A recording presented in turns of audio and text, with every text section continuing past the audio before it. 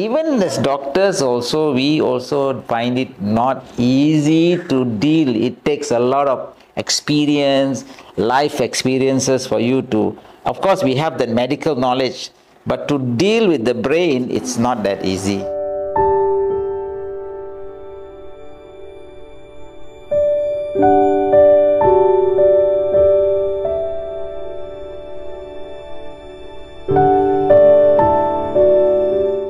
Hospice is an organization that actually provides medical supportive care for patients who have been diagnosed with life-limiting illnesses, where these illnesses have actually got no cure. End of the day, they say, look, we cannot do, and you will have to go home. So, but in between that time when they are in this situation and the time when they actually pass on or they pass away, they will still need that care.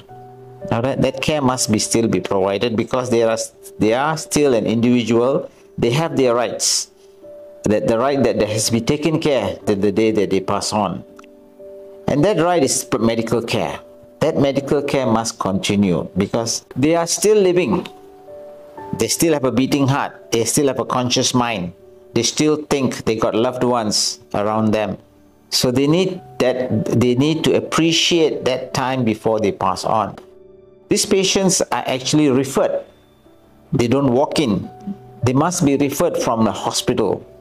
It's either a government hospital or a private hospital where the treatment has been given, and patients and the carer, we call them, that they will then explain to them, and say, now you will need kind of a follow-up, a medical management called palliative care. All right. So when we use palliative care and hospice care, they are one and the same.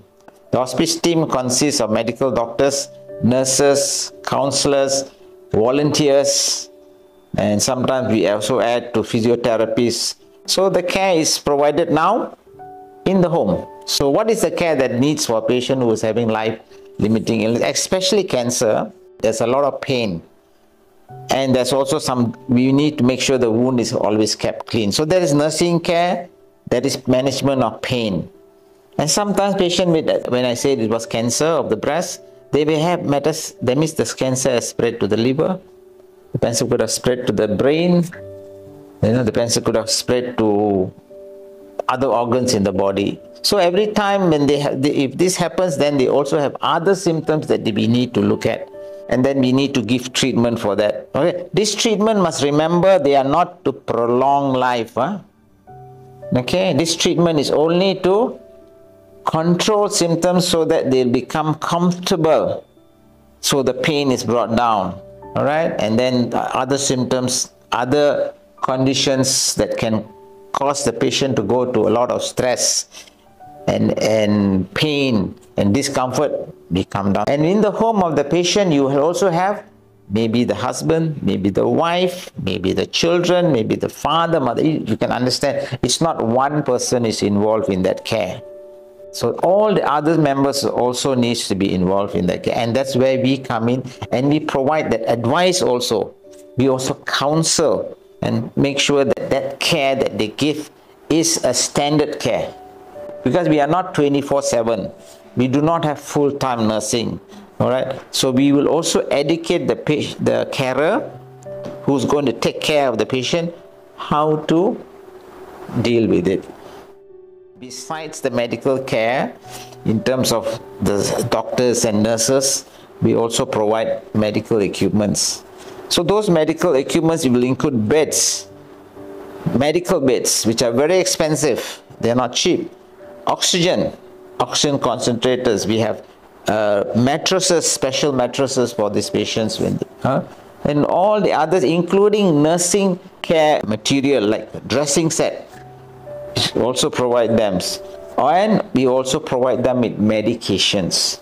So the medications that we provide are basically not cheap, they're quite expensive, because medication for pain control is not easily available.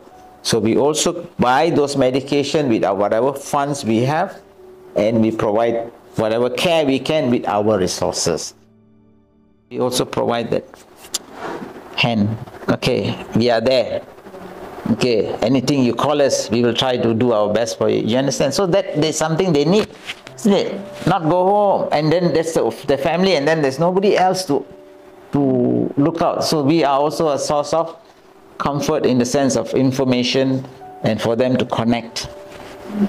We also make sure they are mentally also not stressed out. It's not easy to know that in the end of the day, the doctor has told me I got no way I'm going to live, and I don't know when it's going to, I may be suffering in pain. I don't want to suffer in pain. So that's where we come in. Of course, getting the best possible care, because we are an organization that is licensed by the Ministry of Health. We are a healthcare provider, so we must have certain standards, and we must achieve that certain standards. We need to have funds, because none of these patients are being charged. All the patient care that we do is free. FOC. We don't take any money because that is part of the objective of a hospice organization. So there are patients who will then donate if they want, it's fine. All right, and then there are medical equipments that we expensive medical that we give out to the loan to the patients. We do collect a little bit of deposit, but it's only a deposit. So they have to return the equipment and then we'll give them the deposit. So basically, our care is free of charge. So now when you're free of charge, providing medical care at this time and age is a task. It's not easy, because we need to hire doctors, we need to hire nurses, we need to hire counselors, and then we need to also to hire administrative staff, because we are licensed by the Ministry of Health. You must have certain regulations to follow. You must have standards, SOPs must follow. So all that requires resources. So we have 9 staff. 9 of them are being paid. We have this building.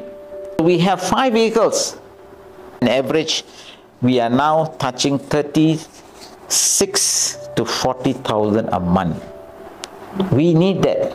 The Ministry of Health under Bahagian Kewangan provides support, but cannot be everything. They cannot provide every support. They provide maybe a third of our funds. So the remaining funds we have to get from donations.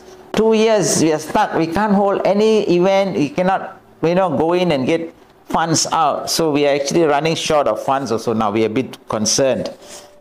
The Hospice Negeri Sembilan is at one time, now we got almost 200 patients.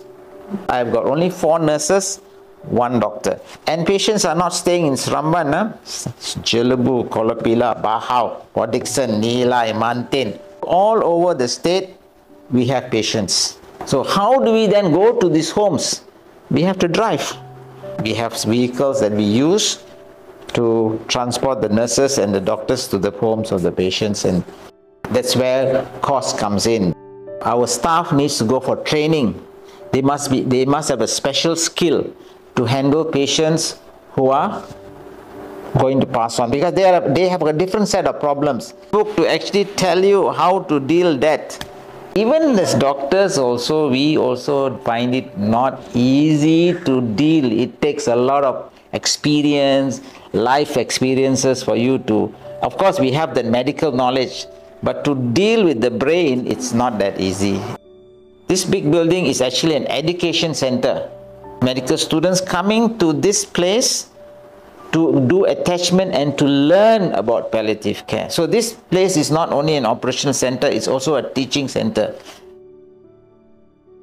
We also need a lot of volunteers who can actually come into this organization to help to sustain it in the terms of the operations, in terms of fundraising, in doing administrative, and also for patients visits. Volunteers are also allowed to go and see patients.